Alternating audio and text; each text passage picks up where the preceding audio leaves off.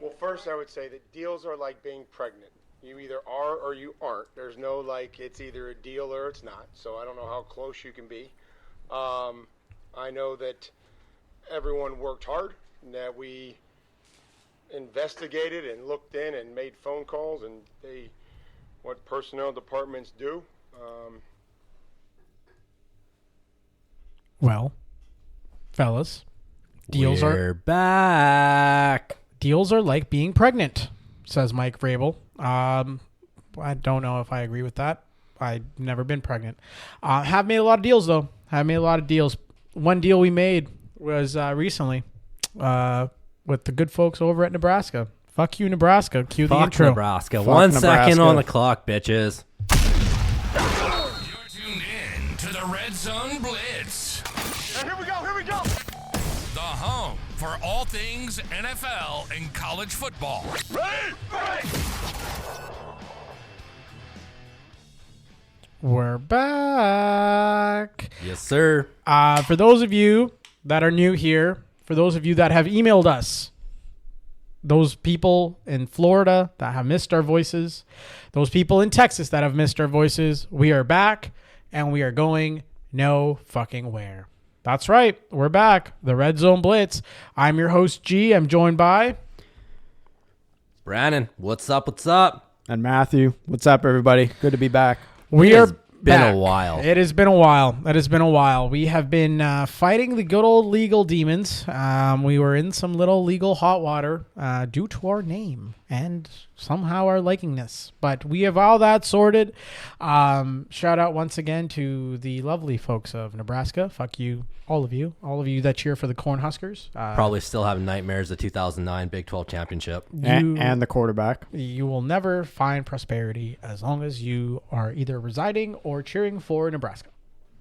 Fuck the Cornhuskers. Fuck Nebraska. And that's all we really have for that topic. We're going to leave it there. And to the guy that anonymously complained about our podcast to Nebraska, we know who you are. It was not very anonymous. So shout out to you too. We know you're listening, our number one fan. Guys, it's been a whirlwind. There's been tons and tons of stuff that has happened in the NFL and college football landscape. We just went through a monster trade deadline by NFL standards. Should we go into it? Should we just dive right in? do it. Should we Let's just go. dive right in? Well, we start with, for the folks that are new here, every episode starts with the opening drive. So here we go. The opening drive. All right, fellas. I dedicated this episode's opening drive to the NFL trade deadline. So we're going to get all into, I know. We're going to talk about the Cowboys. Yes, we will. We will, because they made trades. But we'll start off with Rashid Shaheed being traded to the Seahawks. Seattle sending a 4th and a 5th round pick to the Saints for wide receiver Rashid Shaheed. John Schneider is doing what he always does, staying aggressive when the team's in a window. Seattle 6-2. They're leading the NFC West, or they're tied, I guess, for the lead with the NFC West. And they're going for it, in my eyes. Shaheed brings speed and versatility, nearly 500 yards this year on a god-awful Saints team, and he's one of the league's best returners. First-team All-Pro last season. You've got Cooper Kupp, Jake Bobo, and Derek Young all banged up. Seattle needed some healthy, explosive weapons other than one JSN. Offensive coordinator Clint Kubiak, no Shaheed from New Orleans, so he fits the scheme right away, stretching the field for both, like I said, Jackson Smith and Jigba, and Cooper Kupp when they're back. It is a mid-season rental, but if he clicks, this could easily become another Duane Brown or Quandre Diggs type move, which a short-term boost ends up being a long-term fit. Now, fellas, okay, they've traded for Shaheed. Are they for real? Are we buying into the Seahawks stock going into the postseason? Yes or no? If they get in a home game, yeah. Really? Actually, I don't know. They're more of a road team this year. I don't know. I don't think anything stopped They're them. like 4-0 on the road. That's true. I don't think 4-0 on the road. I know the 12th man was like a big thing, but like with I don't know. Are we allowed to talk about how the Canadian fans are not going down to Seahawks games and selling their tickets to away? Like, do we want to? I don't know how much we're allowed to speak on this. No, fuck it. We can say it. Yeah, their stadium is looking a lot more opposition colors. Away friendly, Than it's ever had before, because people aren't driving down from BC down to Seattle for the game. They're instead selling their tickets, probably taking a loss on them or just scratching even, and they're selling them to, 49ers fans have packed the house. Yeah, The Rams. Rams fans have packed the house. So, like, I don't... It's not the Seahawks' fault, really, for that. But I don't think they're as imposing of a home field threat as they were once upon a time. I mean, they can get there, though. I don't know, man. As much as playoffs are a different story. That's what I mean. You only get one game. So as much as a Canadian that is probably like, I don't want to go down to the Seahawks and like support and do my whole thing, I can go down for one game. Blue Jays fans went down to LA. Exactly. So Blue Jays fans went to LA and They went Seattle. to Seattle, yeah. Yeah, they were down there in droves. So my take on the situation is it's not the end of the world in terms of what they gave up. Like, if you gave up, like, let's say they gave up, let's add those two together and make it a third, right? Let's just, for comparative sake, if your third round picks and you draft a wide receiver ends up being Rashid Shaheed, I think that's kind of the mark of a third round wide receiver. Yeah. Yeah. Like, unless you're finding some, and people are going to be in the comments like, well, yeah, what about this guy? He went in the 7th, and yes, I mean, like, the average third round wide receiver will probably be Rashid Shaheed. So, like, when you look at it from that perspective, I'm like, okay, not a bad trade. It's good value for both teams. Saints are rebuilding. Like, Saints what are they Saints going are to do? terrible, Right? man. The Saints are just not. They are not having a good time in New Orleans. And you know what? Maybe, and like, not to sway away from what we're talking about in the trade deadline, teams need to stop drafting number 1 overall quarterbacks and just throwing them in the mix, expecting them that they are going to somehow alter and change the franchise. That does not happen. Like, it's not going to happen. You need to surround them. Like, if I am New Orleans, I need to build an offensive line. I need to build the pieces. I need to build a defense so my offense isn't out there all the time. Well, look at the Bears. Bears went out and they completely overhauled their offensive line, and now look at Caleb Williams. Exactly, and I think that's what you need. Like, you need to have them almost like in a system where it's like, the reason why a team drafts first overall is either they've traded with a team that is really, really bad, or they are the team that is really, really bad. And if you bring in a young talent, and like, this always happens, they're bringing in a guy like, okay, Bryce Young. Bryce Young went to Alabama. He is surrounded by all pros and every position, basically. He's got the best of the best. Even the shittiest player on his team is probably the best player on another team, right? You got maybe like 12 seconds to make a pass in Alabama. But when you come to Carolina, you suddenly got 2.5. If that. If you're having a good day. So I think, like, when it comes to like the Saints, it's okay. It's going to be all right. Alvin Kamara, I don't know. I'm surprised they didn't get. I don't know how good the gumbo is in New Orleans. Maybe we'll check it out this year. Or Olave. But like, Alvin Kamara was threatening to Alvin Kamara was threatening to retire. Though. Yeah. He was like, you trade me, I'm going to Cancun. I'm like, brother, what if they trade you to like the Chiefs? You don't want to go to a contender? Like, do you not want to win? Yeah. Like, well, I'm just missing out the thing here. Like, what are we doing? What are we playing the games for? We're playing the games to win. Is that why we play? Yes. All right. Well. And money. Well, yeah, okay, you've made, he's made quite if I look up his career earnings, he's made a decent chunk of money in his life. I think a ring would be nice. I don't know. Some players, they just go for money. I don't know if it's football. Deshaun Watson. Well, I don't blame him. He just looted the franchise. Yeah. But I don't know if it's football strictly, but do rings matter more in the NFL or the NBA? Like, in terms of conversation of GOATs or greatness or whatever you want to talk about it. Like, I often see a lot of comparatives of like, well, so-and-so has a ring, so he's in a different club, or he has this many championships, so he's in a different club. In the NBA, like, that's a key comparison that people use. But in the NFL, I feel like it's almost individual accolades more. Like, you talk more about like, he got the rushing record this many times, or like he won MVP this many times, and it's like he only won the ring once or twice. Like, Peyton Manning won it twice, and he's revered as one of the best. Drew Brees won it once. Yeah, well, you look at Peyton Manning, 2 Super Bowls, a bunch of MVPs, His brother has the same amount of Super Bowls. Yeah. He's and got like, 2. But does anybody look at Eli Manning like what an Yeah. like he's a great QB, but not the level as like Peyton was at. So it almost makes us like, I don't know. I've always thought about it when watching football as like it's such a physically grueling game, and there's so many guys on a roster. Like the team winning the Super Bowl, like it. When the Kansas City Chiefs win their Super Bowls, and New England won all their Super Bowls, there was more than just the 3 guys that made up those teams. But like the left tackle, does he ever get talked about? Not so much. Does the right tackle, like other positions, like the punt returner? Did anybody know who the punt returner was in New England? Like in the year that the 3rd championship Brady won. No, but you'd be able to tell like Gronk was on the team, the so-and-so was on that team, Edelman, blah, blah, blah. So it's like, you don't get the notoriety that you do in other sports where it's like Robert Ory has this many rings. So I don't know. I feel like basketball, they measure rings a little bit differently than they do in the NFL. So maybe Alvin Kamara doesn't want a ring because he's like, fuck it. They don't care. Have you seen how much money go into those rings now, though? I just want just how crazy. much fucking money they're worth. Dude, it's nuts. It's absolutely crazy. But then again, you don't get paid in the playoffs. Well, so it's like that's kind of your paycheck that's for the true, playoffs. yeah. You don't get paid like your salary or whatever. No. You get revenue sharing, but it's nothing compared to what your you don't actual get your salary is. game check or No, whatever. fuck no. Yeah. So Not even close. It's interesting to see like how much they're doling up. But if I was an owner with billions and billions of dollars, I would go all out. I can't. I don't even imagine. I guarantee though, Cowboys win a Super Bowl in Jerry Jones' lifetime, and the rest of it, he's gonna have a corporate sponsor on the ring.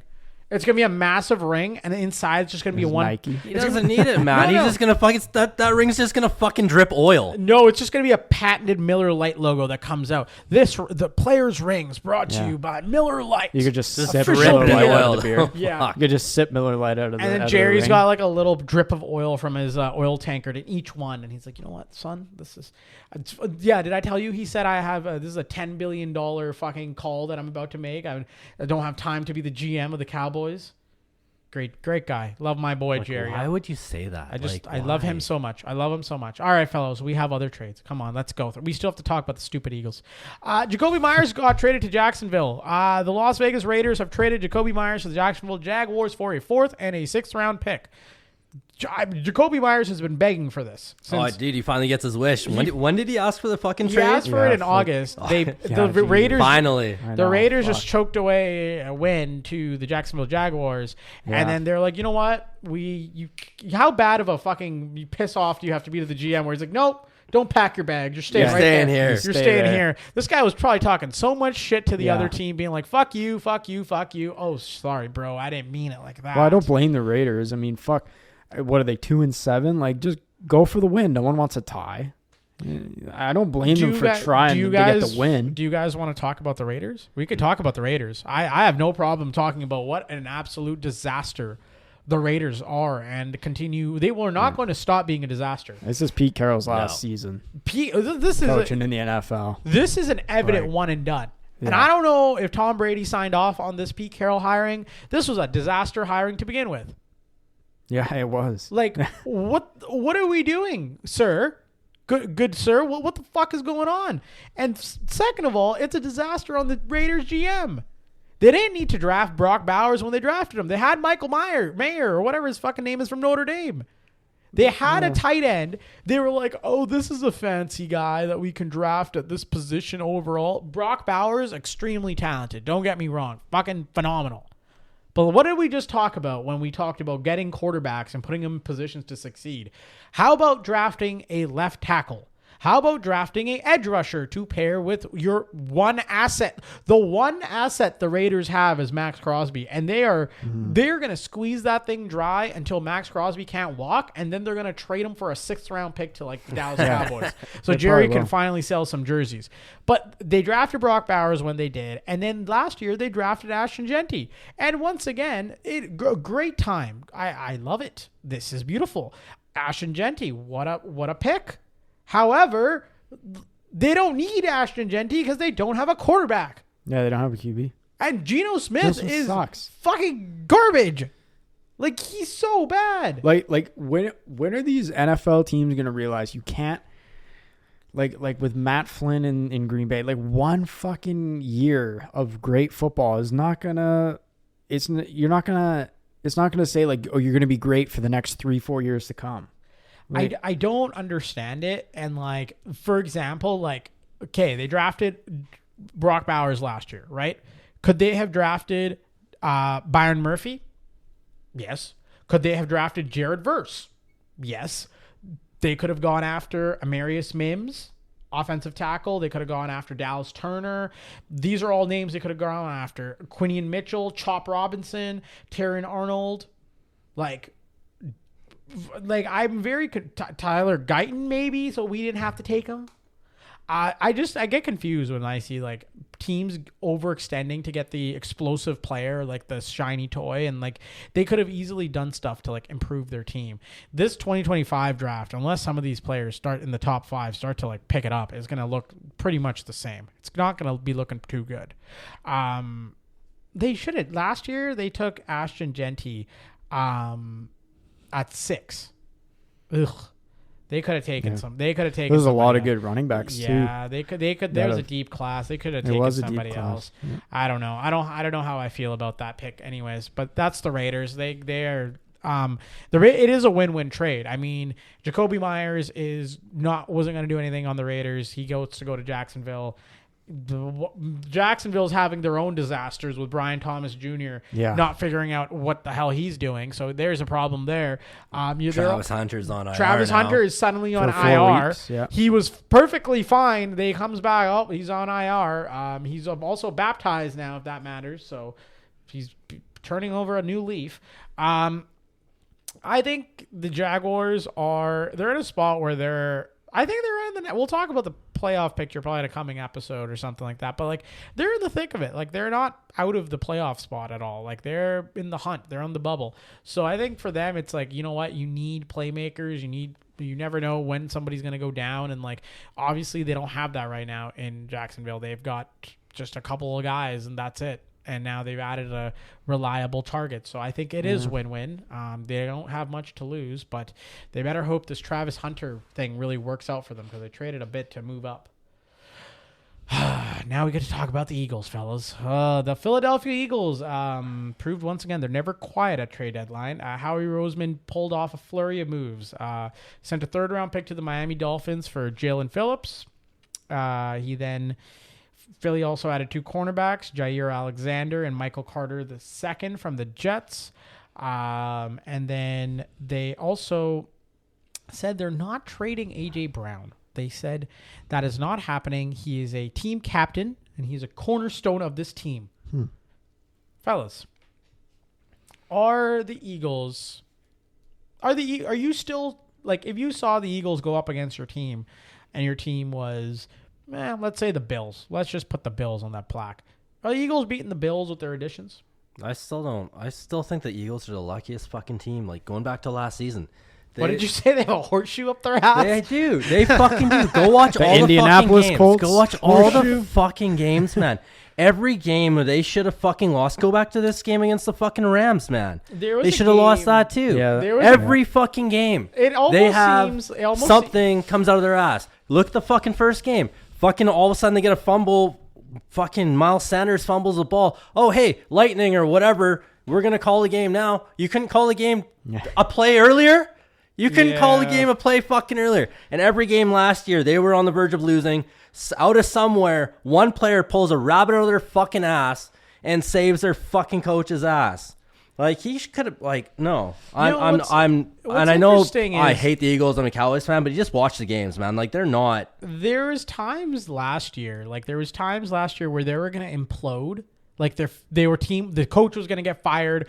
Everybody was going to get traded. It was going to be an implosion, and they somehow That's what I fucking mean. And it's like, they would then skid around and, like, lose a game here and there, whatever. And then they would, be close to then imploding again and then win a game. And it's just like, after a matter of time, you're going to implode. You're going to reach your fucking explosion state. I mean, look, they beat the shit out of Kansas City. Good for them in that game. But the rest of the season, man, like, go back and watch those games. They're fucking terrible. Yeah. They're single-handedly ruining football with the tush push, in my opinion. You know what? False starts. You see, who's the other time just fucking lined up, just lied down? Oh, Yeah, like what the fuck is that? This is not rugby. And that was football, a fumble man. too that should have been they blew On the goal whistle line. early. Fuck. Yeah. There's on the no goal line. team That was a fumble. despise more than the Eagles. What a bunch of just crock-pot of garbage. But dude, the Jair Alexander, like fuck, that guy hasn't been relevant since like 2022. He can barely move. 2023. He can barely move. Oh, But come whatever. on, it's He's such a another. waste. But he's another personality.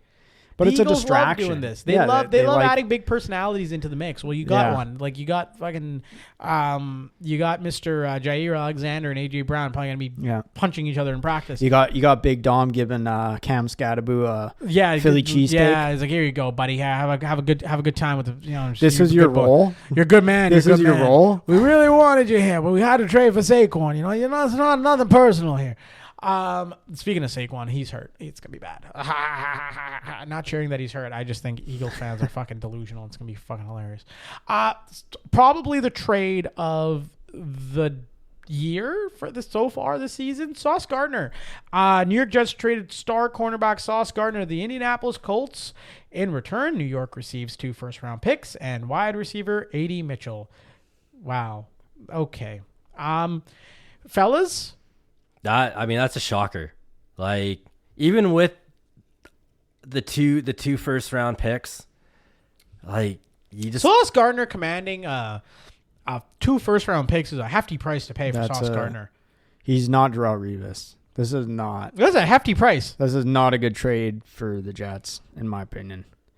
And you mean not Mitchell, a good trade for the Colts? Oh, sorry, not a good trade for the Colts. Yes, my bad. I'm sorry. Because the Jets are getting the picks. They're getting the picks. But like the Jets are also stupid because they gave him a record extension, and then like I know they paid also him. have to eat that salary. There's a ton of dead cap you got to eat. So I'm like very confused as to how the money management's going over there and how much that owner is involved. That owner is a crackhead, so I don't know how. probably just asked his son He probably or his grandkid hey, or whatever. Son, put this in Madden real quick. Yeah. Okay. Well, are they accepting this? Are they accepting this? And then he's probably like, you know what? I rather pick a Madden to do my trades than Stephen Jones. So who knows? Maybe they did something. We'll talk about Stephen Jones. We'll talk about him. But yeah, I feel like for the Colts, 7-2, leading the AFC. That was big balls time. Chris Ballard is showing big balls. However, I don't think listen, if I was the Colts, I probably would have called the Cowboys on one George Pickens. It's what I would have done. I probably would have called around to Miami and been like, what's the price on Jalen Waddle? I probably would have gone that route as well, because why stop at just a Sauce Gardner? Why stop when you could add a Jalen Waddle? Fuck it. Add George Pickens. Fuck it. Like, who cares? Whatever. Let it ride. They could have been in the market for Jacoby Myers, considering that price. Same thing with Rashid Shaheed. Chris Olave, I called the Saints and be like, hey, what's the price on Chris Olave? That's what I personally am surprised at. I'm surprised that the Colts did not do that. But, hey, not a bad trade in my eyes. They're going balls deep. And hopefully it doesn't implode. Sorry, Sal. I just think they just fuck with their future, giving up 2 first rounders like that. Dude, this is interesting because this was a team that when Anthony Richardson got benched was we are going to be tanking. Everybody around them was like, we're tanking for Arch Manning, and now suddenly they're contenders, and it's just I don't know what the fuck's happening anymore. Danny Dimes is dropping fucking dimes. But I said it to you guys is earlier. true. I That just is don't. I'm not buying into the Colts. I can only respect the Chargers win and the Broncos win.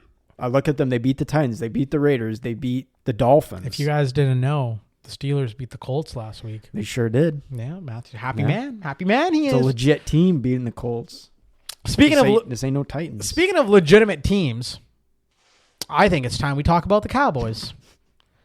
I think there's there's no team more legitimate. That's a blockbuster trade for Logan Wilson. Hey, What a trade. we sent a 7th round pick to get a linebacker from. This is how a player on the offense of Cincinnati describes the defense of Cincinnati. Let's hear from Mr. Chase Brown. We just got to play complementary football. We put the ball in the end zone and go up a point at the end, finish the fucking game. Just end it. That's it. That's what we need to do. Just end the fucking game. Make them get us the ball back. Let us fucking go to 22 victory and let's end the game. That's how I feel. Any playmaker on this team, any position, like we're all willing to do whatever it takes to win.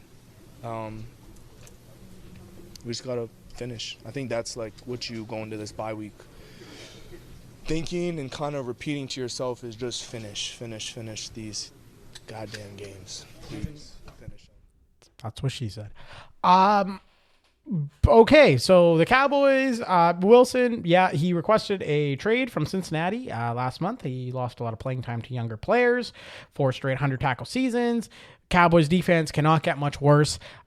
The fact is that, like, they're going to get Overshown back after the bye. And that's huge.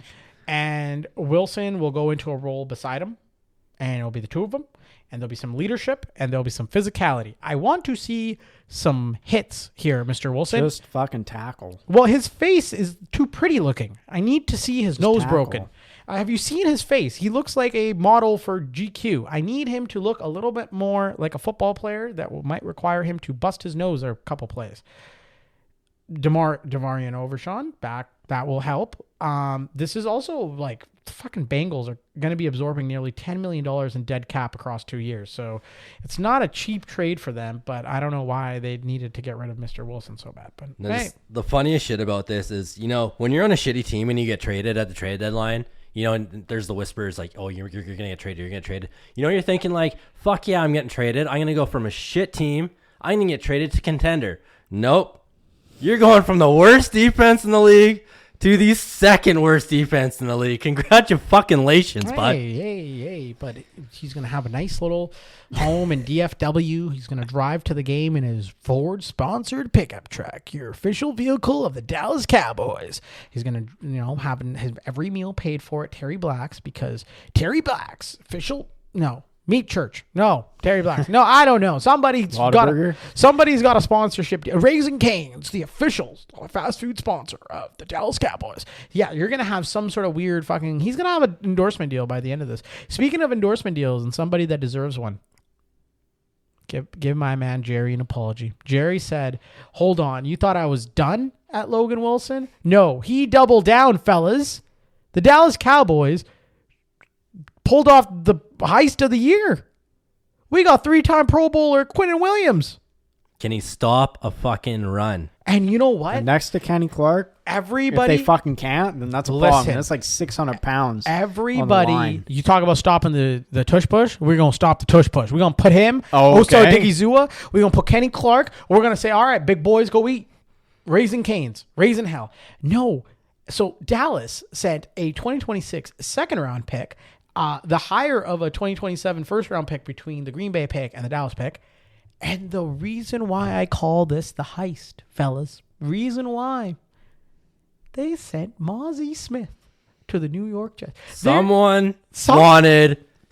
we're going to make a trade. Yeah, we want that first and second pick, but you know who else we want? We want Mozzie fucking Smith.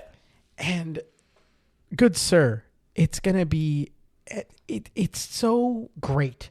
Because Woody Johnson probably put this in Madden. He said, and Jerry was on the phone. Jerry was like, I'm going to be real sad getting rid of my boy Mozzie. I paid a good premium to draft him, good sir. I paid a first round pick here. And I got to give it to you. You're making me tear up. I love that boy like a son. And Woody Johnson was like, excuse me, sir. He just said he loves him like a son. He loves him like a Jones. Get that guy in the fucking deal. And there it is, fellas. We have Mozzie Smith off this team. We have Quinnen Williams. Quinnen Williams is a big dog, man. He's fucking huge. He's a fucking massive man. The fact of the matter is he's 27. He signed for a few more years here. It's beautiful times. Even in a down year statistically, he still ranks top 10 among defensive tackles and number 1 in run defense and Pro Football Focus. Hell, this music to my ears. It's not going to fix him overnight. Listen, the Cowboys are not going to be fixable overnight, but they're going to be. You know what? This is the stepping stone. I always treat it as the Cowboys should be a defense that you draft in your fantasy football leagues, and you can plug it and play it and set it and forget it, and you don't have to worry about streaming a defense. By God, I remember the days that was the case. We'll get there, fellas. We'll get there. We'll get to a stream. We'll get away from a streaming defense to a permanent defense soon. You got to fix that secondary. We have to trade. We got to fire Matt Eberflus. You got to fix that This secondary. defense isn't doing shit You gotta under fix Matt that Eberflus. secondary. Get out of this why goddamn do- basic bitch zone. We'll talk more. We'll talk more, fellas. We'll talk more. 3rd and 6. Basic bitch fucking zone. Playing off the ball. Fucking 3rd and 11. 3rd and 14. You're giving them the first down marker as a fucking cushion. Like, Matt Eberflus, what the fuck are you actually calling?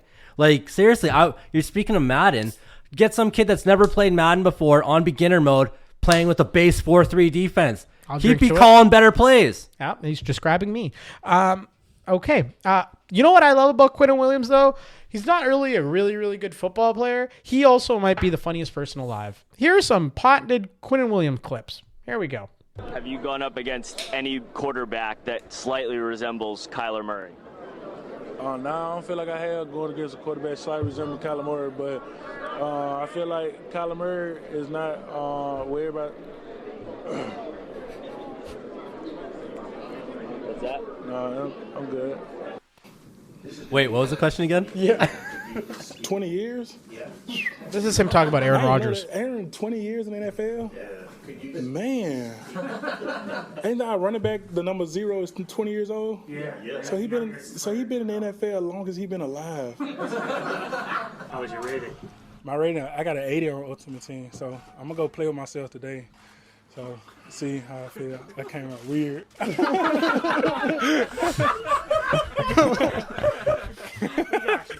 To the different character things. Listen, thank you that I got here, so. I love me a man that says bless you after he sneezes and says thank you to himself. That is my dude. Fellas, can I get a winner from each of you for the trade deadline? A quick little winner. Sauce Gardner, man. Yeah, he's out of there, man. He's out of that Jets, and he's on a contender. You know what? He's out of there. He's gone. He's gone. My winner, I'll say Seahawks. I think adding Rashid Shaheed, vertical juice. You don't know how long Cooper Kupp is banged up. Also, Cooper Kupp is going to be the next wide receivers coach in Seattle. To mark my words. Yeah, he pretty much already is. He's from the area. He's gonna be coaching there for however long they want him. You, Matthew? Yeah, I got Jets and Cowboys, man. I Thank you. Dude, I think the way that the Jets get these picks back, they can use them, start over again. Maybe they use them wisely. Who knows? Maybe they trade for like something crazy. Like what if they trade for fucking Travis Kelce? Who knows, man? Probably Jets are not. wild. Probably They're a not. wild team, man. Yeah, Wild man. West. Cowboys are a winner too, man. Quinnen Williams is a dog. Yeah, let's go. How about them Cowboys? This segment sponsored Don't to forget you by- Logan Wilson, man. Hey, Logan Wilson, pretty boy Wilson. Listen, if Logan Wilson, if He actually has a lot. He's had a lot of tackles the Matthew, last couple of years, if Logan Wilson and it's needs to tackle. if the Logan Wilson gets more than 3 interceptions from now, the point of I'm not recording, forgetting picks. November 5th. You know what? Logan Wilson gets 1 pick. I'll buy a Logan Wilson jersey. 1 pick. I just want 1 interception. I will be the only person aside from his family that buys a Logan Wilson Cowboys jersey. I will buy. You could probably go like miles around like Dallas, Texas, and not Nobody find will anybody. find one, Yeah. and I will pull up to every. Even like a homeless guy downtown in like the stockyards would not have it. Why would the homeless guy have? I don't know. There was a homeless guy here that was like rocking like a Baker Mayfield jersey I saw downtown. Oh dear. It was like a Browns one. Like the shit one that they had with the font. Logan Wilson, if you're listening How to the this, fuck do you buddy, get that? I just need 1 interception, brother. Well, 1 interception, your jersey, I'll do it. Actually, no. Fuck your jersey. The jersey's not doing nothing. I will pitch in whatever the price of the jersey to your charitable organization that you support. There you go, sir. 1 interception. That's all we need. The Red Zone Blitz is asking for so little. And how about the losers, fellas? Colts. I just hate the Colts. Look, yeah, fuck the Colts, man. You're a resident Colts hater. Okay, look, they're giving up their future picks. Look, I told you their schedule is fucking fraudulent. They're gonna fucking implode, man. Hey, man. This Sauce Gardner thing, like, oh my god, we got Sauce Gardner. This is our Your team. phone's We're gonna fucking blow up bleeding from the blue. one Colts fan you know now. So hey man, why I are you don't give a shitting on the fuck. team? My Steelers beat them, so that's all. look, if we meet in the playoffs, they're getting shit kicked. They're getting shit kicked by anybody. You put the Colts against the Patriots right now, they're getting shit kicked. Hey man, this sucks. This is beautiful. But- I love resentment towards one team. That's how my fandom for the Cowboys grew. Was when I resented the Eagles every single time. Honestly, I saw though, them. as much as I call the Colts losers in the trade deadline, I also think my Steelers are fucking losers because they didn't get a receiver to help the Metcalf. Steelers are right on schedule though. This is what the Steelers do. Yeah, we're on track for a 9-8 record. You guys are gonna draft and a first round exit to the Buffalo Bills. As long as Tomlin keeps his streak of no losing seasons intact, Buddy, you're gonna that's all you guys care about right now. Apparently, you're going to draft a linebacker with the 17th overall pick like you do every year. Then you're going to that's it. That's going to be or like a prima donna receiver that we're going to have for like a year or two, like Claypool or Juju. And then they're going to be gone, claiming they were the best. Hey, notice how he didn't say George Pickens because he is the best. My loser, honestly, this is a tough one. I mean, Tyler Snow and the Saints. The poor rookie quarterback lost his vertical option. It's just gonna be a fucking rocky. The thing is like he's gonna lose his job to like another rookie the Saints draft, but it's not his fault. They just took away anybody that could catch the ball. Geno Smith, you fucking suck, but now you don't have Jacoby Myers. Brock Bowers returning is a helpful thing for you, I guess. But yeah, you have nobody to throw the ball to. Team wise. The Bills, they needed a receiver. They needed an interior run stuffer. They needed something. Now James Cook is on the injury report. Things are happening. So I don't know. I think my vote's going to the good old Buffalo Bills. How about you, Brandon? I'm gonna say the Jets fans. I mean, you're going. This clearly marks that you're going back into another rebuild. You can add Garrett Wilson and Breece Hall as the losers. I mean, Breece Hall is a fucking like, loser. fuck, As you see him tweeting out, like fuck, man. Like, he's like, what about me? What about me? Why can't I get traded? Why can't I get out of this shithole? Chiefs offered a 4th round pick for Breece Hall, but they were rejected. There's your little Breece Hall tidbit I found out on the internet. He's just gonna pull a Le'Veon Bell. Like he's just fucking gonna sit. He's not gonna want to play. What's like fuck this? What's it to him to play right now? Yeah, getting tackled and getting hurt because pulling something over the fucking they have Jets. Nothing. Yeah, it's not viable options there, at least in my perspective. All right, fellas. Great opening drive. Great stuff. Let's talk a little bit about college football, right? Let's go into the Saturday Showdown. Here we go. Saturday Showdown. All right, fellas. First of all, big shout out to our boy, Joel Norris, Pigskin Frenzy. Check him out. We're going to be talking college to football him prodigy. soon. College football prodigy, as we named him. Guys, let's go through 3 games this week. All right, we're going to go through 3 games. I'm going to get your takes on the games, and then we're going to move into some Heisman conversation. The first college football projections came out. We'll talk about those. Matthew, we'll talk about Brian Kelly, but we'll talk about him at the end of the episode. Riddance. I've got a special segment dedicated to your final morning of what was how many people are showing up to that fucking funeral? The Thief of Joy. Game 1. It's Matthew's LSU Tigers. They're playing Alabama. So Alabama's number 4 in the country. You know what? Alabama's come a long way from us dissecting their failures. Remember week 1 after they lost to FSU and everyone was calling for him to get fucking fired? Yeah, I remember we did like a 5 to 10 segment. Basically, like, well, Kalen DeBoer, he's really fucked up taking that job in Alabama. He's gone. Oh, his seat was hot for a minute. And he has showed us the Crimson Tide are rolling. They're undefeated in the conference and firmly in playoff contention. The LSU Tigers are, I'll put it lightly, I will say they are in a transition. They are transitioning. They've got a new interim offense under Alex Atkins. He will take over Joe Sloan.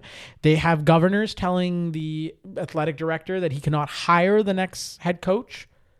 Yeah. Which just tells me taxpayers are paying for this buyout. Well, he straight up said it. Like, the state of Louisiana is paying the buyout for the football coach at LSU. Never tell me sports are no big deal ever again. And obviously you don't say that, but I know I've there's never some said people. that. There are would some say, people yeah. out there So that are like, sports don't "Hey, matter." what the hell's the big deal? It's just a game. It's just a game. It's just get over it. It's just a game." Well, now guess whose tax just went up, Billy? Just a game. LSU's offense has been inconsistent all year. This is making me choke up, man. They're averaging just 25.5 points per game. Garrett Nussmeier should have gone to the draft last year. He probably it's would. looking bad. He now. probably. He's He's not looking good. I mean, we were both high on him this year. 20 And, I mean, touchdowns, 9 picks. his Started great. confidence is just gone. You can see it. You can just see his demeanor and everything. His confidence is shot. 14 sacks this season. Yards per attempt have dipped from 7.7 to 6.8. Not to mention they can't run the ball. Yeah, it's not been a good time. The Alabama defense repeatedly has shut down their style of offense that LSU runs, especially against the mesh and curl routes and edge pressures. The Tigers face an uphill battle. I think Bama gets this done and they dominate. I think it's not pretty because I think Alabama losing the games they lost. I think this is, I've said I think like 7 times. I know this is a big game for the folks wearing the crimson tide. They're gonna fucking send a message. But I'm telling you now, like just for LSU, if there's one game that you gotta win, it's like Texas Red River. I'm gonna spot you. All right. Okay. Rivalry. Here we go. I'm gonna spot you. I'm gonna spot the mic here. We got Matthew from the Red Zone Blitz. He's gonna deliver a message directly to the LSU players, both offensive, defensive, and special teams. Especially you, kicker. Pay attention. All right, Matthew, you're on the floor. You're in the locker room. Yeah. Give them your speech. This is it. Right before we go out to the field. Well, it wouldn't be me. I would call Coach O in there. No. This And is you. no. Coach O's not picking up the phone. He said, No, fuck. Coach O is coming back. Coach O's not coming Coach back. O I is thought- coming I thought, back. I thought Saban's coming back. No. Nah. They're not. They called him. They called him. He's getting fed cake on the couch. He's He's sitting on the couch getting cake. His wife said, "Get the fuck up. Get the off fuck couch." up off the couch. You're eating cake. No, Matthew, you got to deliver No, the message. we're Here saying- you go. Here you go. we're saying- we're gonna spot him back, guys. There's one Matthew, fucking game. Here we go. If there's one fucking game that you're gonna win, Alabama's 4-0 at home. You're gonna fucking run in there. You're gonna run the ball down their throat. Nussmeier, you gotta fucking ball out. You gotta stop Ty Simpson too, man. This guy's 20 touchdowns and 1 pick. Like, are you fucking kidding me? He's playing lights out, but there's one game you gotta win. This is honestly, this is your season. This is your national championship against Alabama, your rival. You're not going to the actual one, so yes, this is your national. This is the national. This is champ. it. Then you got to go fucking win this game, man. Hey, you do gotta it. Go win. Do it for young Bertha, whose dad has to take an extra shift to pay off Brian Kelly's fucking contract buyouts. There are 66-year-old men joining bands in LSU. They didn't give up on a dream, and I'm not going to give up on LSU's dream of beating Alabama this year. Get it done. What a fucking mess! Taxes are rising in the state of Louisiana at an exponential rate because we've hired Brian Kelly. No, also it's all that money for the gumbo that they're paying for Zion Williamson too. That too. Listen, yes, LSU, they've got to beat Alabama, not just for the sake of morale and Garrett Nussmeier's draft stock, but to also any recruit that ever have dreams of fucking scouting. Yeah, they got that number one. I said the Travis Hunter of the offensive line. Of the line. They need to go out and they need to show them that, like, hey, we're serious. We're serious folk here. Like, and we're going to take it seriously. And like, they cannot wait until they hire the next head coach and wow, okay, we got him. Like, great. They got to go now. Like, they got to show these athletes now. There's a lot of reputation building, and we'll talk about that in a little bit. But they got to win for a lot of people, themselves included, but also for every recruit that's got a LSU on their recruiting board. It's gonna be tough though. Bama's won the last 2. They're 8-2 in the last 10. But no, we spent also think, man. You also got to think, we man. spent like 10 minutes just hyping them up. We spent 10 minutes talking to the folks of Louisiana. Yeah. Little Billy's got his dad working doubles because they got to pay fucking Coach Brian Kelly's fucking departure fees. And Brandon goes, yeah, that's great. But anyway, so fuck you. Okay, So let me come back. So maybe the interim bump, Frank Wilson. Because look, everyone fucking hated Brian Kelly. No, The yeah. fans hated Brian Kelly. Sucks. He was No just not a good culture. fit there. Yeah. He probably lost the players. You look at him, look at Nussmeier. That guy has no confidence. Now that Brian Kelly's gone, maybe the players show up. And if it's a game you want to show up to, it's Alabama. You want to get embarrassed? I don't care what your record is. You're LSU. You're playing for fucking LSU. Do you want to go in Obama and get fucking embarrassed? No. They're going to go out and play. And now that they're not playing for fucking Kelly, I think they're going to go play.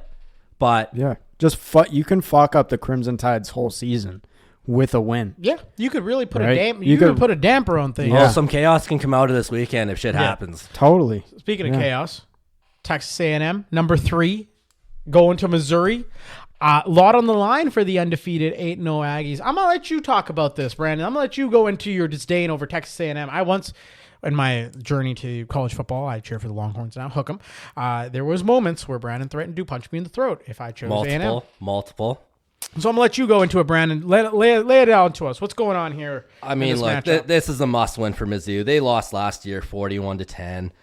This is the third straight road game for Texas A&M, and coming off a bye. I think Mizzou's coming off a bye as well. So I mean, they've had time to prepare for this game. They're starting the third stringer in Matt Zollers, but personally, I'm hoping Texas A&M has a repeat of last year where they started 7-1 and they finished 8-5. And then the wheels just come. They fucking fell off. And we're talking chaos. If Mizzou wins this game, that's huge, man. That changes the whole landscape. That changes everything. Because if Texas can go in and beat Georgia next week, as long as they take care of business against Arkansas, that sets up Black Friday, Texas A&M, Texas.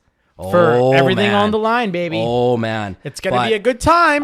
Mizzou's going to need Ahmed Hardy to be the best player on offense that game because as good as Texas A&M has played, they've had some issues with the rush. They gave up 224 yards to LSU.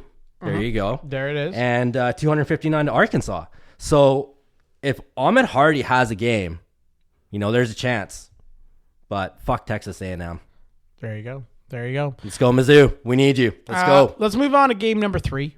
Number 8, BYU, going into Texas Tech. We talked a lot about Texas Tech early on in the preseason episodes where we did the divisional conference previews. Honestly, Texas Tech has kind of, stayed the course of what people thought they were. They've spent a crazy amount of money into their defense. They are just mean bullies. And my pitch is, if there is a team that is SEC caliber, I wouldn't mind seeing the Texas Tech Red Raiders in the SEC. I think they would have a great time because fuck no. They would. Well, they can stay in the Big 12 where they belong. Fuck them. Well, for that reason, yes. But I feel like from a personality perspective, they could do some things. However, BYU, Brandon, you mentioned they play opposing styles of football here. Stylistically, this is such a mismatch of a game. It really depends on how this game goes. BYU's not a flashy team. They're not a sexy team. They just want to control the ball and just dominate. Texas Tech wants to get this game into a shootout. Yeah, that's where they excel. That's where things get done. I think my pick, Texas Tech gets it done.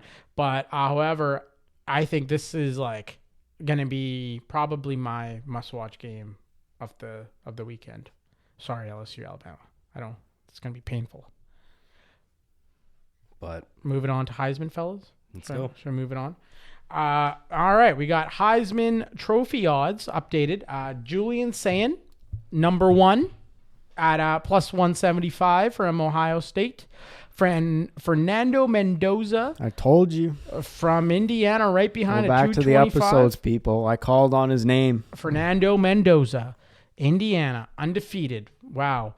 Second nationally in passer rating and touchdowns. And then Alabama's Ty Simpson has dropped to 3rd after the bye week, but I think he's going to make his case just right after he plays LSU. And then he's also got Oklahoma coming up. So he will be in the conversation.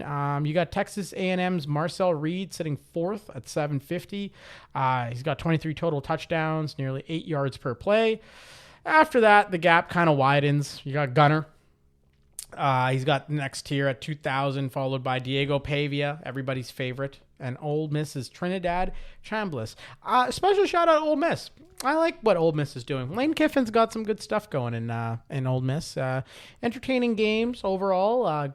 Doing the right things. And he's going to be staying put at Ole Miss, I think. He's not going anywhere. Sorry, LSU. There's a lot of fucking jobs open, though. Oh, yeah. We'll get into it. We'll talk about some potential openings there. But there are tons of jobs available. The bracket came out, fellas. The Week 11 12-team college football bracket projection. So what I'm going to do is I'm going to go through the first round, each matchup. I'm going to get my co-hosts to pick their winner. If there is a tie, I will split the tie. All right. First matchup, number 12 Memphis against... Oh, sorry. I'll talk about the buys first. So first you got Alabama with the bye. You got Ohio State with the bye. Texas A&M with the bye. And Indiana with the bye. So... First matchup, number 12 Memphis against number 5 Georgia. Georgia. Not even close. Yeah. Georgia. All right. We got Georgia going. Georgia will play Alabama in the quarterfinals. Oregon versus Texas Tech. That's a lot closer. That's a fun game. That's a toss-up. Fun game. I got Texas Tech. I think like what you were saying with the defense. Yeah. It's like. Yeah, I'd have to go Texas Tech on this one. Fuck Oregon. All right. Dan Lanning. Texas Tech would then go down to play Ohio State. Then we have Texas versus Ole Miss. Number 11 Texas against number 6 Ole Miss. Texas, baby.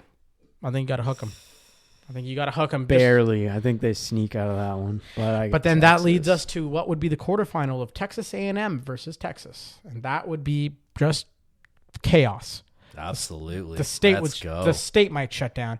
The state will shut down if that's a playoff game. Texas A&M. Hey, nobody doing nothing that day. No. Then you got Notre Dame, number 10. How the fuck are they in this conversation? Give me no. And then they're playing number 7 BYU. BYU all day. I got Notre Dame. I think Jeremiah Love. He would get it done. You know what? For the Fighting Irish. All right, we'll allow it. We'll go Notre Dame. Notre Dame will go on to play Indiana. BYU. There we go. That's it for the college football segment, fellas. We got more stuff coming down the road. Let's go into our little fantasy football injury segment, shall we? Here we go. Thunder Mifflin, this is Pam. Pam, it's Michael. Help me. I need help right now. Michael, what's wrong? I'm hurt. I have hurt myself. Oh, my God. Okay, wait. This is not looking good, Pam. Michael, All right, fellas. It's not looking good for some players. Starting in Green Bay, the Packers lose one of the breakout stars of the season, tight end Tucker Kraft, to a torn ACL. His dream year ends early after posting nearly 500 yards and 6 touchdowns. Luke Musgrave steps up, but this is a major blow for Jordan Love and an offense that has already lost rookie wideout Matthew Golden to a shoulder injury. In Washington, the news is just as tough. Quarterback Jaden Daniels dislocated his elbow diving for the end zone against Seattle. Crazy stat. He got hurt on the same building in the same quarter on the same yard mark playing against the same team as RG3. Also, Bobby Wagner was on the field in that game as well. So that is a little tidbit. Sorry, Commanders fans, if you guys thought that you were not cursed. Kyler Murray is also headed back to the injured reserve with a foot injury. So Jacoby Brissett takes over again in Arizona. How convenient with Call of Duty coming out. Just beautiful times. Timing. Kyler Murray's done. It's over. The experiment is done. He doesn't even look like he's interested in playing football. So I don't know if another team is going to take a run at him. We'll see what happens with him, but it's over in Arizona. Houston reigning rookie of the year, CJ Stroud, is in concussion protocol and will miss week 10. Davis Mills gets the start. That pretty much downgrades every Texans player, including Nico Collins and Tank Dell. Vikings lose veteran running back Aaron Jones Sr. to a shoulder sprain, his second injury of the year. Expect Jordan Mason to handle lead back duties if Jones sits. New England, breakout receiver Kayshon Boutte strained a hamstring after scoring 4 touchdowns in the last 3 games.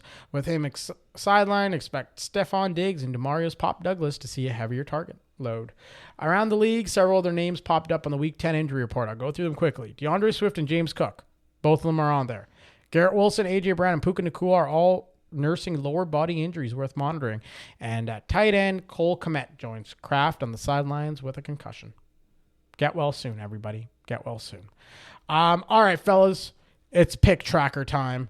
We are going to be going through the NFL matchups in Week 10. And I'll lay down the spread for you guys. I just want your picks, all right? Simple money line picks here. Cool? Cool. Yeah. All right. First game. We got Raiders at Broncos. The NFL has decided to treat us to a divisional matchup on Thursday. Joy. The Broncos have shown they can win in multiple ways, so shootouts, defensive grinds. The Raiders can only win one way, if the other team is drunk. Denver's offense is too efficient for that to happen, and Sean Payton's at the helm. I expect the Denver Broncos to roll through the Raiders, and the Raiders don't have Jacoby Myers anymore. Broncos at home all day.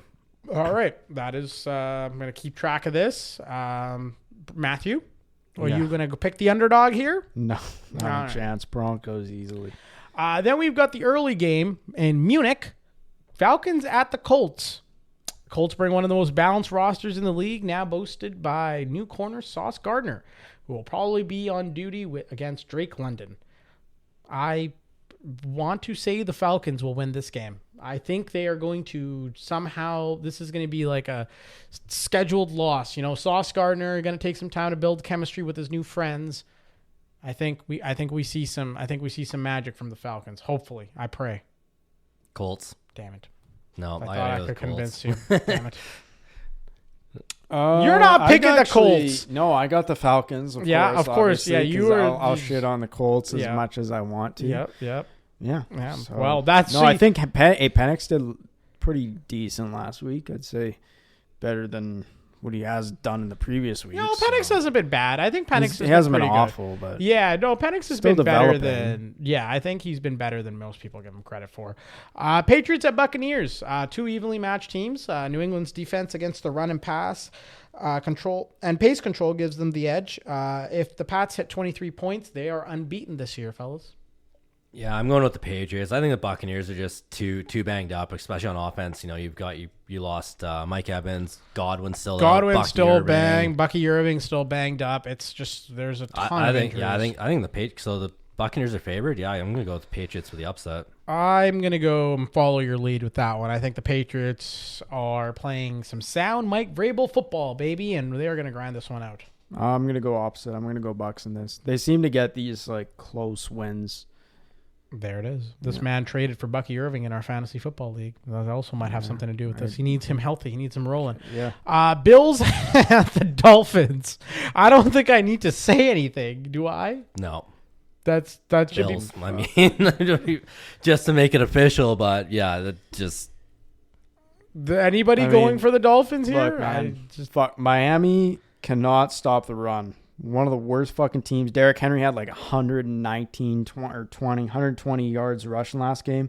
Look, this is a hot take from me. Yes. But next week, Miami's going to Spain.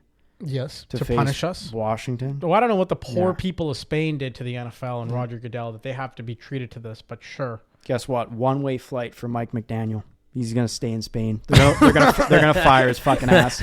There's no return flight. Yeah. It's a one-way flight. Booger yourself, motherfucker. Yeah.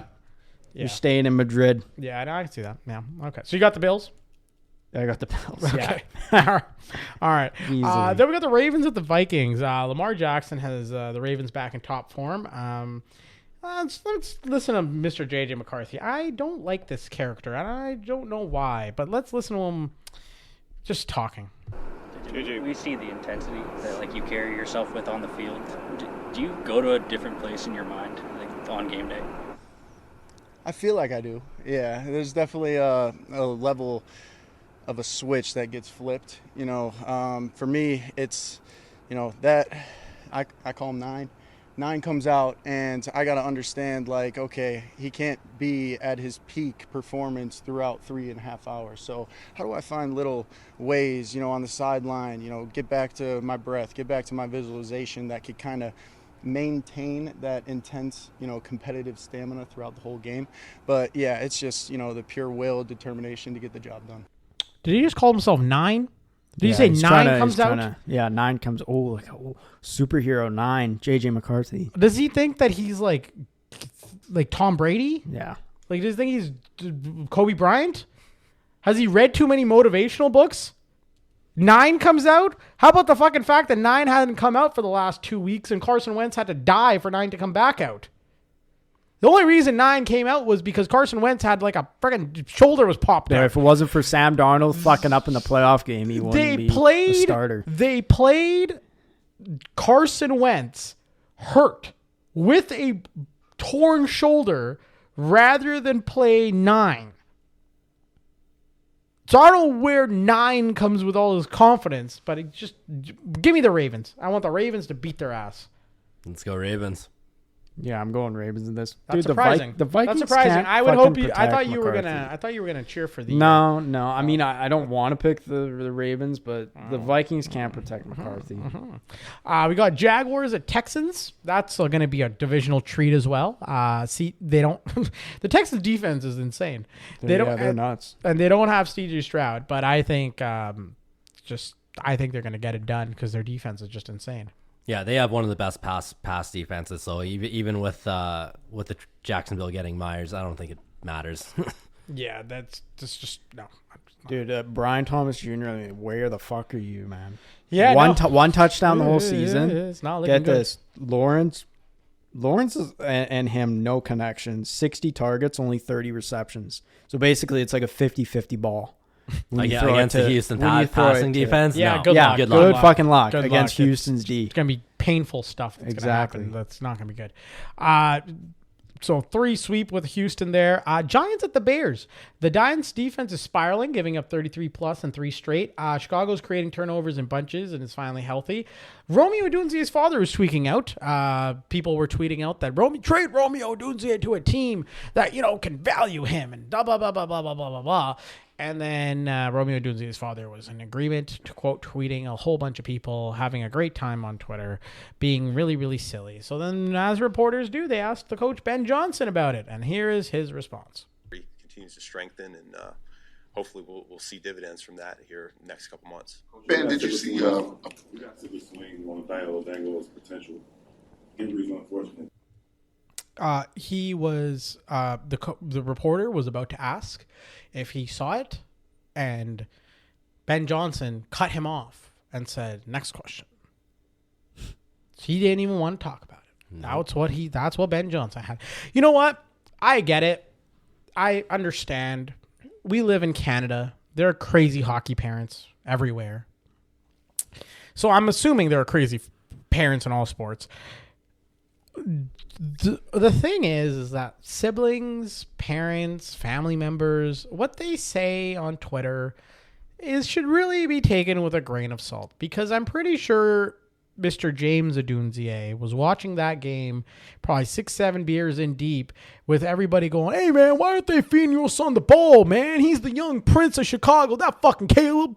Fuck that fucking Caleb. Why is he throwing it all over to Zacchaeus? Who the fuck's Zacchaeus at? We fucking the Odunze family." Or the media is getting to you. You just said 6-7 beers, eh?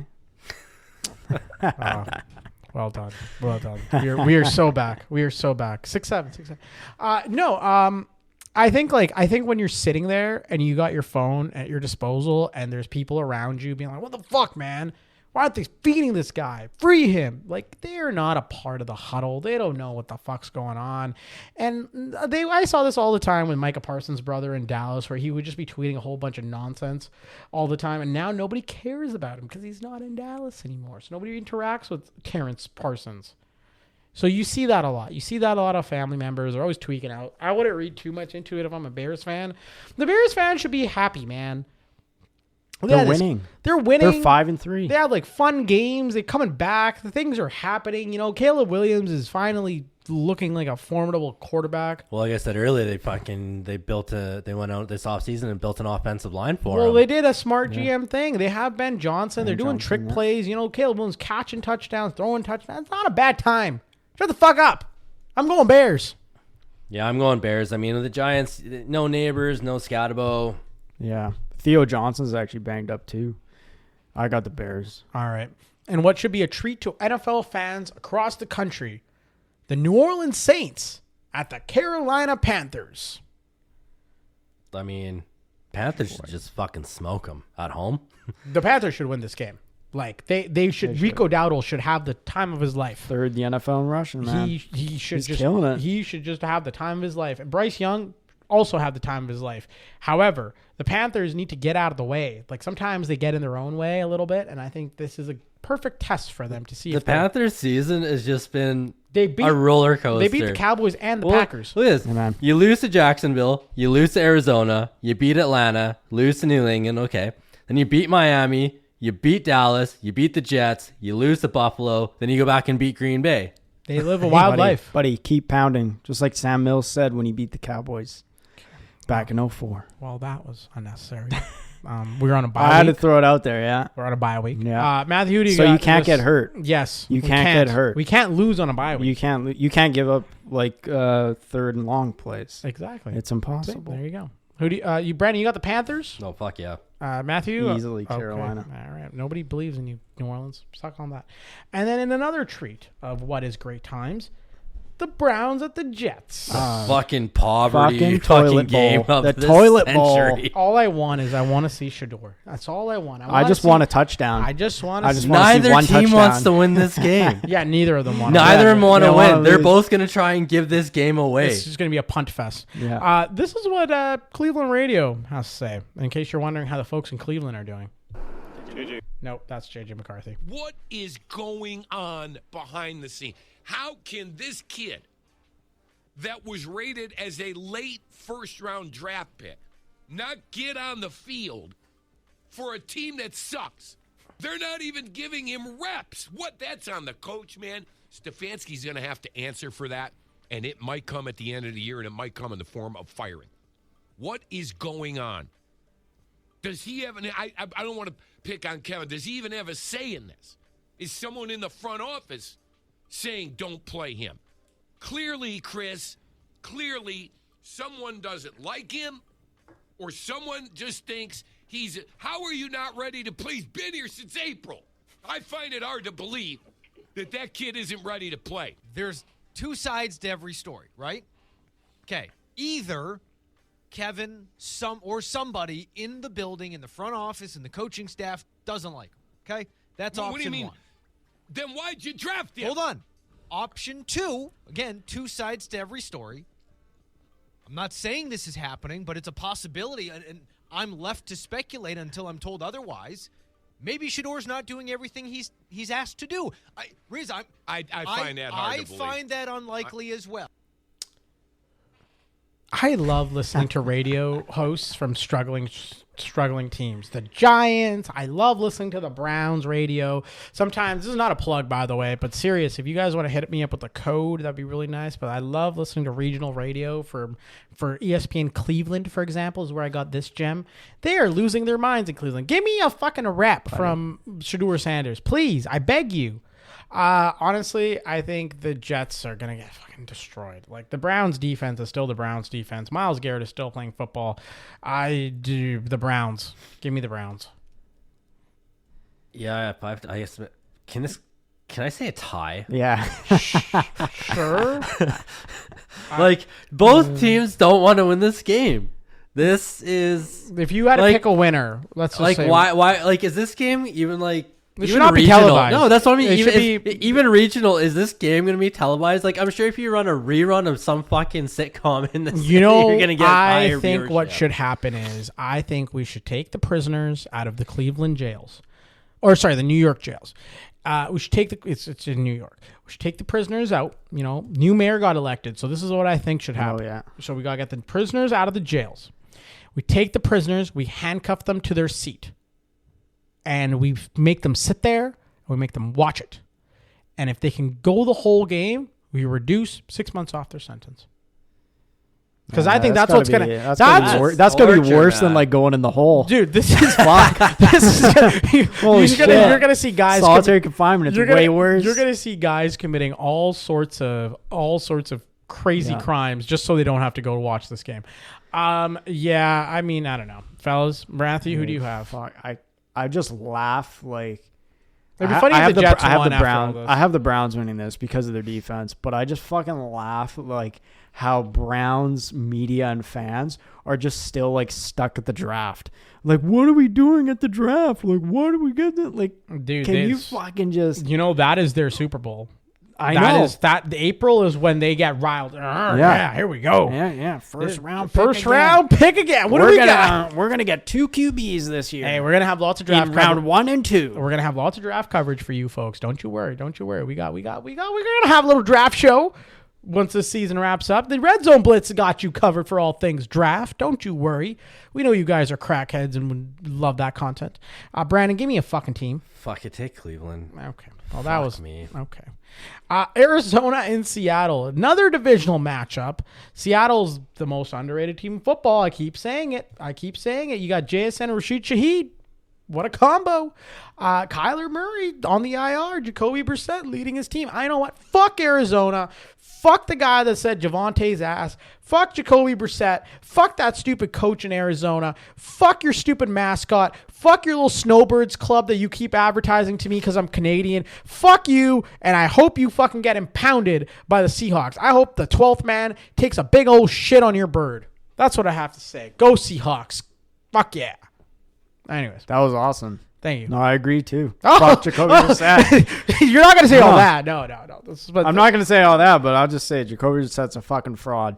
All right, just because he had one good game against Dallas. I love your hatred for certain teams and certain players. Like I feel you have these niche players, Matt, that you just hate. Yeah, and like you just like you know what? I fucking don't like the way you look. Like sir? Unfortunately, I do have a disdain for George Pickens. Yes, like when he was like holding the ball out that game, I was like, that's classic George. Like let's just take yards away for George. Like you want the ball? You want the ball? So going back to that New York Jets Cleveland Browns game. How much are the tickets? Lower bowl. Why are you going back to this? Lower bowl. Why going back to lower bowl, bro? Dude, the lower bowl tickets right now are like fucking $40. Dude, the Jacksonville Houston game is going lower for bowl, $37. man. Oh my god, $37. I just had to bring that up. I think I can get you cheaper tickets. Oh, you can. I guarantee. I guarantee you can get cheaper. That's just my first glance. But real talk, for this game, I'm going Seattle. Arizona, this is after winning in Dallas. This is going to be a letdown game anyways, but Seattle's going to win. Yeah. Wow, my days. The Jets. Like JSN's just going. JSN's having himself a beautiful time. It is just, he's spectacular right now. And Seattle at home, like. Guys, the December 14th game where the Carolina Panthers go to New Orleans is $27. Wow. That's in New Orleans? That's in New Orleans. They do not care in New Orleans. It's not a fun time. You just shut the lights out again on purpose. Seahawks, everybody? Is that what we're going with? Sorry to cut you off. They probably should shut the lights off in the Superdome again because all those tax dollars now got to go to LSU. There's no reason funding all that electricity. We can just play in the fucking dark. We got to pay a new coach. No one wants to see him anyway. Just put him in the dark. We got to pay James Franklin. God damn it. Fucking put him in the dark. Seahawks there, Brandon? Seahawks. All right. We got the Rams going to the 49ers. That should be another fun divisional matchup. Lots of divisional matchups. Rams defense has been very good. They've allowed just 20 points total over 3 games. The Niners are the world's most beaten up team in the world. Someone find the medical staff for the 49ers and investigate them. I need to know if they're into this little FBI gambling bit that's been going on because there's nobody for some reason Christian McCaffrey has not gotten hurt and all his superpowers have just like gone into him, and it's like the whole team is breaking themselves to keep him healthy. Some sort of ritual that they're doing over there. Give me the Rams. Matthew Stafford is balling out. Yeah, he's balling out, man. Lights out. No, and he had no Puka Nacua for a little bit. Yeah, Devontae Adams looking very nice. There. How fucking shitty are the Raiders? They couldn't make it work with Devontae. I will say, like, a hat tip to the coaches, though, for both of these teams. Like, dealing with all those injuries and still getting it done is impressive. I have a hot take. Are you ready? Sean McVay will be the greatest coach of all time. When everything is done, when Sean McVay is done everything, like the whole thing is retired, everything is done, Sean McVay will be the greatest coach of all time. And I say this because he is like a rehab clinic for struggling football players. You had Baker Mayfield go to LA for 2 months, played there, and all of a sudden revitalized his career. Devontae Adams wanted to kill himself on the Raiders, and suddenly he is flourishing. He had OBJ looking fucking splendid after his stint with the Browns. He was looking fucking great on LA. He got Aaron Donald fucking producing at all Hall of Fame levels. Aaron Donald magically retired out of nowhere. The defense didn't miss a beat. You got Matthew Stafford playing like this at the age of his career. You have Kyren Williams. These guys are the same guys that had, what's his face? Who was Todd Gurley? And Todd Gurley was leading the league in rushing, and Sean McVay is like, well, actually, I like this Henderson guy more. Let's put him in. And so he's actually, what I think about, like, who is going to be, like, that's what Bill Belichick was credited of doing in New England, bringing in guys from like struggling organizations, struggling contracts, whatever, and like revitalizing them. Now, how much of that was Tom Brady just being Tom Brady? Well, that's what I also think. Like when Matt Stafford goes, yeah, but they're gonna luck themselves into another quarterback. You wait and watch. So. You wait and watch. Some fucking wild shit's going to happen. Bryce fucking Young is going to end up on the LA Rams and turn into the second coming of fucking the greatest quarterback alive. And then they're just going to have he's going to have another 10 years. The problem is Sean McVay is married to an attractive woman. So if his marriage goes well, then maybe we don't see that. Maybe Sean McVay just retires. However, if his wife cheats on him with her jiu-jitsu instructor, we might get a lot of Sean McVay for a long time. I saw that was going. It was like Brady had Giselle, and he was like, I'm going to still play football. And she cheated on him with her. Just keep your head high, Kings. Head high.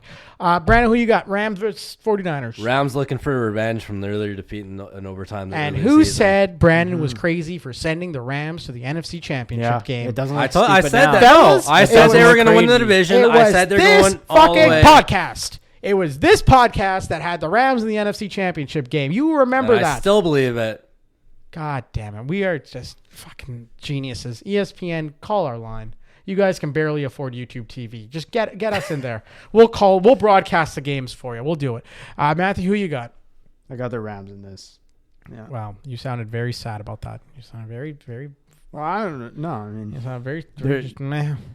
I think they're gonna win. Well, beautiful. They're gonna win. Beautiful, beautiful stuff.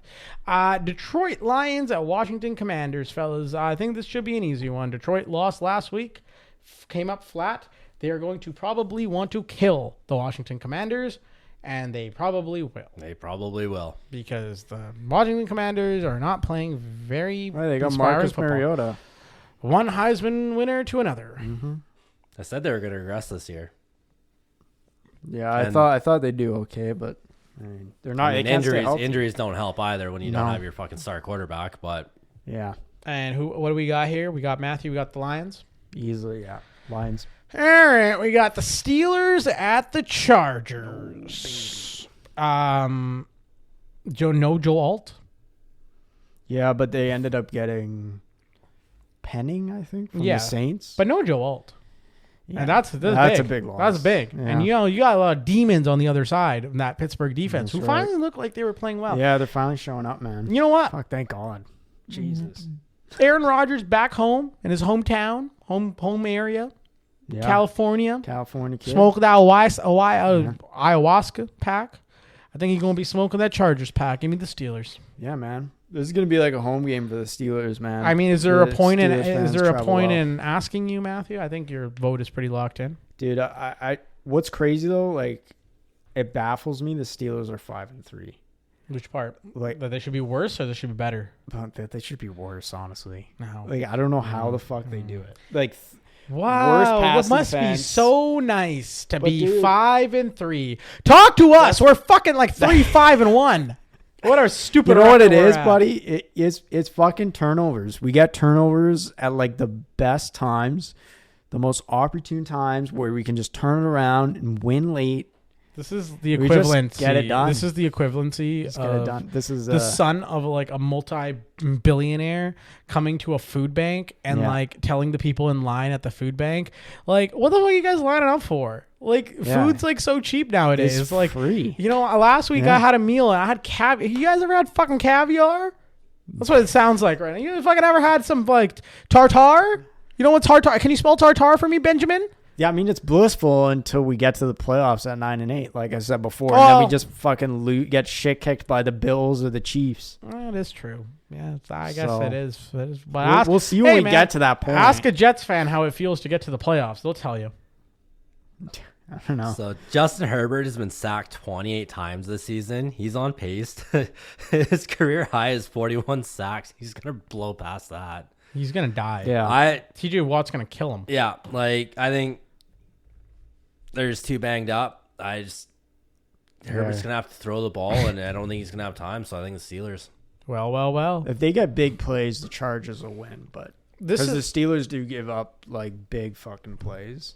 But is Herbert going to have the time in the pocket? That's the thing. If you pressure him, you can get him to turn over the ball. Like, Steelers are, like, +9 point differential or turnover differential. Also, their running back situation is not that great. Like, they don't have Amani Vidal. Yeah, they're not. Yeah, it's not looking too good right now when it comes to running backs in that team. No. So, if they were healthy, I'd take Chargers, but they're not healthy, so I'm taking the Steelers. I've got a nice little clip for your former quarterback, talking about your current quarterback. It's Ben Roethlisberger talking about Aaron Rodgers. I still think it's funny because, like, they're giving Aaron DK all these things, and I got a center that never played center before my last year. It's amazing. But that's the same. That's the equivalent. It's the same thing. Yeah. My other thing I would. Ben Roethlisberger sounds really upset. He always sounds upset. Actually, We also had Chase Claypool. Yeah, saying, I got that first down. Look at me. Oh yes, that was a good time when we could have won the game, but instead we had to celebrate our first down. Yeah. Is Chase Claypool still in the league? 'Cause he got traded to Miami. He bounced around. I don't even think he did. I don't even think he made it in Miami. He was in Chicago for like a little bit. Yeah, he was. What was funny about that, actually? You know what's funny? So he went to Miami, and they were doing dog shit. He left Miami for Chicago, and Miami was like doing amazing. And then Mike McDaniel was like looking like a football god. And then he wasn't doing fuck all in Chicago. He left Chicago, and then Chicago was suddenly playing well. It was like any team he like left was suddenly doing better. Maybe he's in Abbotsford starting shit at a bar or something. Well, he said he's plotting an NFL comeback in July. I don't know if that is happening yet. It is still, he does not look like hasn't posted anything. He just, it's not. I don't think he's coming back, unfortunately. Should go to the CFL. BC Lions would love him. It's over for him. I don't know. I think it's done for him. Arena football, maybe for that. Maybe guy. arena football, yeah. Hey, send him to smacked into the send wall. him to that Manziel league. Send him to the Manziel league. And the Monday night game, fellas. This is a game I wish they would just call it.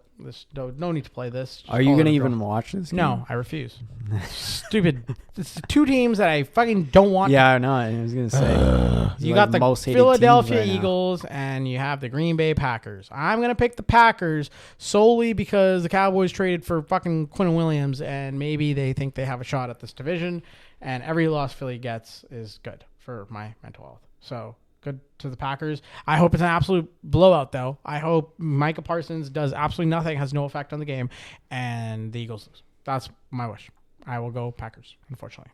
Go ahead, Brandon. I know you're gearing up. Can this be a tie, too? Like, can both I teams just knew fuck someone was off? going to say that. Someone's going to ask for a tie. That'd be crazy, though, if Green Bay tied both fucking Philly and Dallas. Yeah. That would be crazy, but fuck both these teams, but I can't ever cheer for Philly, so give me Green Bay. And you, Matthew? I've also got Green Bay. I just think Philly is still like one-dimensional with the running. And then what's going on with A.J. Brown, man? Fuck, like, figure your shit out.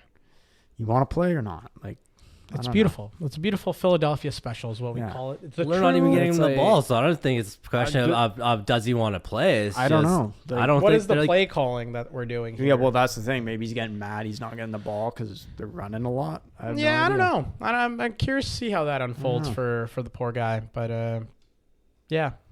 fuck both of them. I got the Packers. All right, fuck them both. We'll keep track of these picks now. I've got it all in our little Excel spreadsheet. We're doing a little pick tracking. It'll be nice. Final drive, fellas. Final drive. Thank you for those of you that have stayed with us. I think we're going to take this final drive segment to talk about one individual named Brian Does he have a middle name? Actually, hold on. Let me see if he has a middle name. Before I finish his name. Brian Keith Kelly, born October 25th, 1961, in Everett, Massachusetts, United States. Married to, I don't know how to spell this name, Packy Kelly? Paquet? Anyways. Father to Kenzel, Patrick, Grace Kelly. I went to Assumption University in 1983. Worcester, Massachusetts. St. John's Prep. Brother to Kimberly Kelly. Most recently, he's known as the man that was fired from LSU. What was the buyout? His buyout was, I think he agreed to a very nice, it was $54 million. $54 million. Very nice. How much did Ed O get? He got a fucking crazy. I don't actually know what he got. He got a 16.9. Oh, I thought he got more. But that's crazy. You're looking at like $70-ish million on the last two coaches' buyouts. Yeah. Yep. Yes. And when he was fired, people came out to not his defense, but people came out to share their stories of Brian Kelly. Matthew Langlois. I was forced to medically retire before I could get a second or third opinion. When I was playing very well before my injury, I'd hear from Coach Kelly quite often. The second I got injured, not a word since. Genuinely one of the worst humans I've been around ever. Well, that's something. Another story. On a winter night in Mount Pleasant, Michigan, Matt LaFleur and Robert Saleh thought they were invited to a party at the home of their boss, Central Michigan University football coach Brian Kelly. Turns out they were not on the guest list. They were on the worker list. We shoveled the snow and parked all the cars, Saleh said. Then at the end of the night, we had to go get the cars again. And then they went back to the tiny apartment they shared as graduate assistants and stood around their kitchen table, the one without any chairs. And we decided that when we were in that position, we're never going to treat people the way we got treated, said Saleh.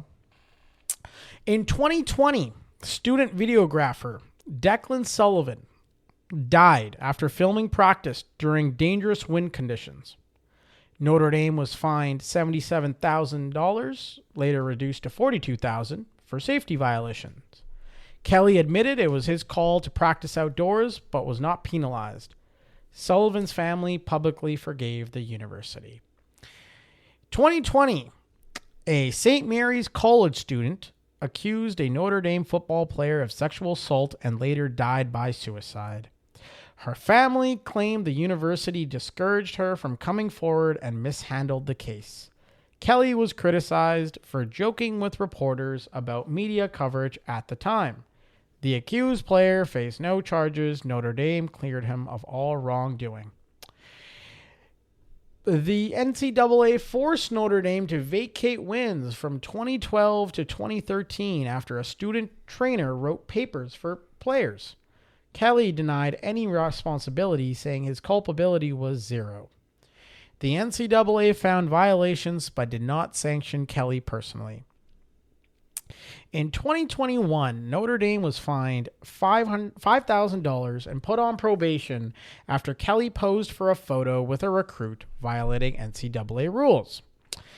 Now let's move on to the LSU saga. Multiple players and staff have said that Kelly doesn't know player names or make personal connections. Former LSU center Charles Turner said, "He really never got to know me. You have to let your players know that you really got them." A former player said Kelly seemed inauthentic and guys didn't feel like he meant what he said. Another player said he had a one-on-one meeting scheduled to discuss transferring. Kelly didn't even show up.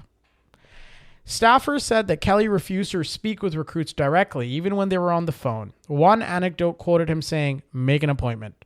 Rival schools used this against LSU, telling recruits, "He'll never talk to you guys."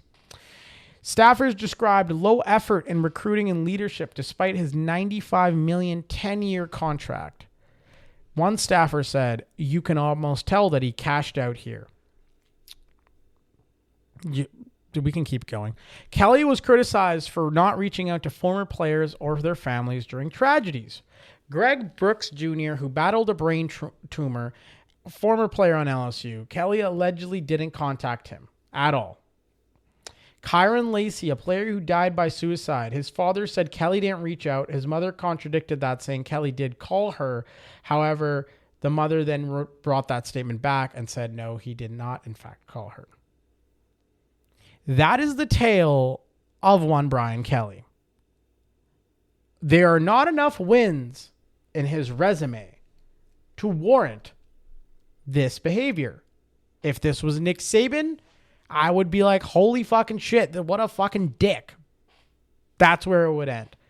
But with Mr. Brian Kelly, holy fucking shit, what a fucking dick and a shitty football coach. But that's what I was saying earlier. Like, now that he's gone, you know, players might actually want to show up this weekend and play. Yeah, you might get guys in a better spirit, man. Like That's what I mean. Like this is the world's worst boss right here. Can you imagine putting your body on the line and you see one of your teammates dying from suicide and the coach is like, whatever, who cares? No, you want to put your body on the line for some guy like what was Mike Vrabel doing in training camp? Yeah, like he was fucking putting on the pads and going fucking nuts. Yeah. So like, for me, I think like when you think about Brian Kelly and like we're gonna talk about his, like we can talk about it now. What are his landing spots? Penn State? No, I don't even think he goes to Penn State. No, I don't think. I think he sits here. I think he sits. Well, Matt Rule and Kurt Sinjetti passed on the sits, job, but like where's like, you got Penn State, you got Florida, Auburn, Arkansas, you got Virginia Tech, and you got UCLA. He's not going to go to a big school. I think he's going to go to a smaller school. Yeah. I think he needs to. I feel like there's a lot of stories that have come out from LSU saga, and I think there's just the brink of the iceberg. Like he's not a good football coach. He's not a good developer of talent, and I think like you're just going to be no prestigious school that's going to sign off on this. I think you're not going to have a school with a long history and culture being like, yeah, let's go. We're going to make the pitch for Brian Kelly because no donor is going to go after it. In the world of NIL, where you got to carve out like a certain amount of money each year to pay your transfers, pay your students, I don't see that happening. So the only thing is, there's a lot of jobs open, so someone might get desperate. Because I mean, well, if I can see that being Florida. I don't think he fits Florida. No, I don't think he's not an SEC coach. He's like not. SEC, to be an SEC coach, you have to be connected to the SEC. You gotta like be connected to the city and the school. Like you've got to be. Like he just, even when he was first hired in LSU, like he was not an SEC guy. Well, he wasn't. Yeah. You know what a name? Okay, fuck Brian Kelly, but like you know what a name that I'm very curious to see Urban Meyer make a return. There's a lot of jobs open right now, and is there a reunion in Florida? Maybe. Is there a reunion? Maybe perhaps somewhere else. Maybe not the SEC. But is his return? Do you think does he make a return here? I don't think so. Urban Meyer. I just think there's, like you said, what would the game like because he's been out for how many years now? Like the game has changed, the whole NIL and everything has changed. Yeah. Like you're gonna start seeing these older coaches like once they're gone, I don't think they're coming back. Gun to your head, you got to pick between Brian Kelly or Urban Meyer. Urban Meyer. There you go. Man wins.